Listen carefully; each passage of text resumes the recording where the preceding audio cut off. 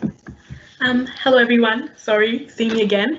My name is Daniella Faakor Damptey. I'm the MSYP for Angus South. I have glasses on, I have a caramel headband, and I have short black curly hair.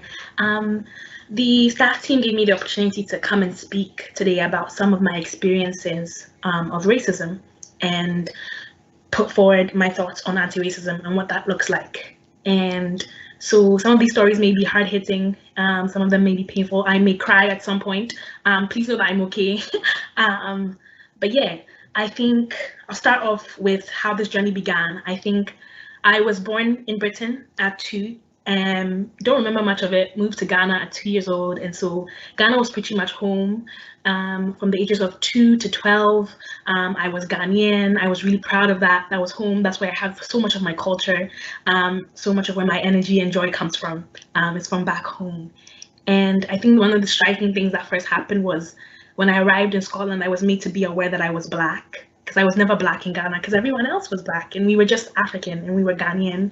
But being made aware that your skin color was something different, was something that was thrown in your face every single day, from ignorant statements about, people saying things like, oh, do you see lions, or do you have running water, or you speak such good English, without educating themselves in the fact that Ghana was a country that was colonized by Britain, and that we were a British colony for the longest time, and that we only gained independence in 1957. So those experiences, a lot of people will say, oh, kids will be kids, and that's a sad thing that happened, but they're really hard hitting, and those words come back.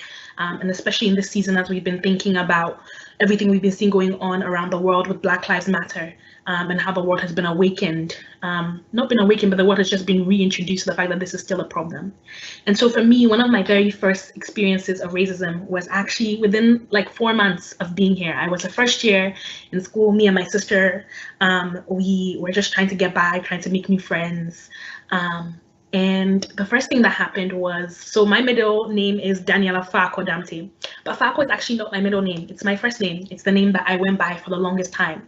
But unfortunately, it sounds too similar to F off. And so that's what people called me all the time. And I lost so much self-confidence. And so eventually I had to swap to my English name and be called Daniella. And now that's the name I go by instead of going by my first name. So I changed my birth certificate, my passport, and that's one of the big ways in which my culture was sort of taken away from me. And so for the longest time, people would only call me Daniella Damptey. So I've made a point to include that middle name in there and have it added in everything, because it's such a big part of my culture. The second thing that happened right after that was that one day while we were in school as a first year, we were coming down the steps from gym class, and someone was not happy. I had maybe taken the last turn doing something at gymnastics, and she turns and she looks at me and she says, maybe if your mom had enough money to buy you soap, you could wash your skin off. You're dirty. And this was a 12-year-old white girl who said this to me. I immediately burst into tears. I told my sister, I told a member of staff. It was dealt with. She was told that she couldn't say stuff like that, and but at the time, the idea of saying that that stuff was racist wasn't really solidified.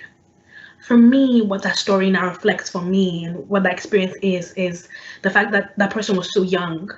At 12 years old, what was she hearing from her parents, from people around her? What was society telling her about people who looked like me? And that was really hard hitting and difficult. And so we go through school with things going on like this, where you're constantly made to be aware that you're Black, you're othered, you're told that you only get certain opportunities because you're Black, or because people want to tick a diversity box and you're here to be used as a prop. And those are contentions and feelings that I struggled with. And so all throughout school, was really bright, trying to get my grades up, went through school and finally decided to go into the arts.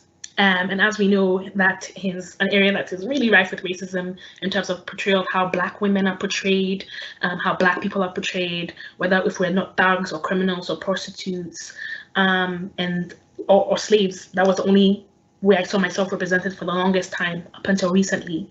And so while we were in Dundee, I live in Angus South. So my sister was in the professional panto in 2018.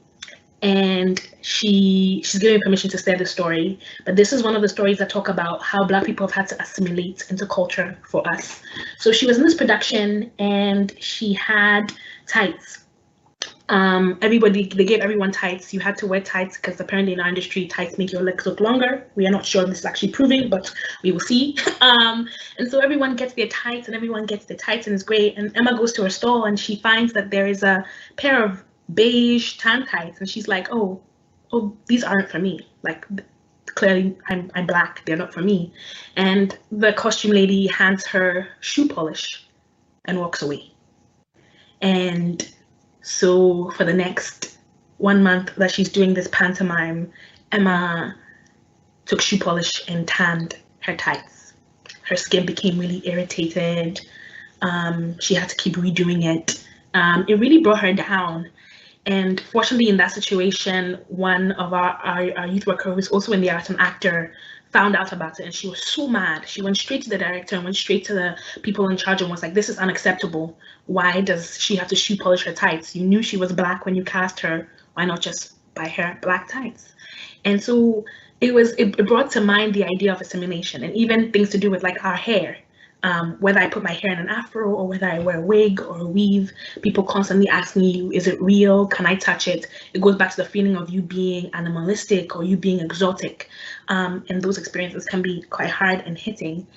And so for me, these last few months have been, I can say that I've been through so many emotions, through anger, through pain. I was one of the unfortunate Black people who came across the George Floyd video by accident. Because as we've seen, Black trauma, Black pain, Black suffering is something that comes across our screens. It's almost normal. We become almost desensitized to it. And I clicked on the video, and as I was watching it, as the minutes passed on, I thought, at some point, this officer is going to get off this guy's neck. At some point, somebody's going to pull him off, and maybe he'll survive because they don't have a gun pointed to him. And I watched as his lifeless body was carried into the ambulance, and I watched the reaction of people around the world who were angered and saddened. And someone might ask, you know, like, you don't know George Floyd, you don't know Breonna Taylor, you don't know about Bobby, you never knew Sheku Bayo. Why does it affect you now? I think there's something so powerful about Black people in our community, how we are united because of our skin color, because of a common struggle, because of our common excellence. And so what does this all mean moving forward? I think that is such a big call that we need to work towards being an anti-racist society. And I've seen so many great organizations. My school met with all its Black students and BAME students, and we've come up with an anti-racism action plan on how we combat racism in our industry, how we make sure that more Black people are represented, how we make sure we're doing more Black plays, how we make sure we're listening to more Black people.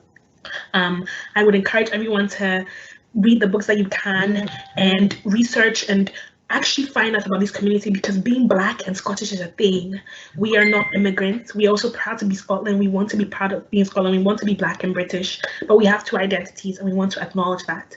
And I would say that while doing all the anti-racism work is great and fantastic, it's about standing up for Black people that you know in the moment. It's not letting it slide. It's not just posting a Black square or reposting a video. It's about making sure that in the moment you are standing up for Black people, that you are lifting up the voices of marginalized individuals.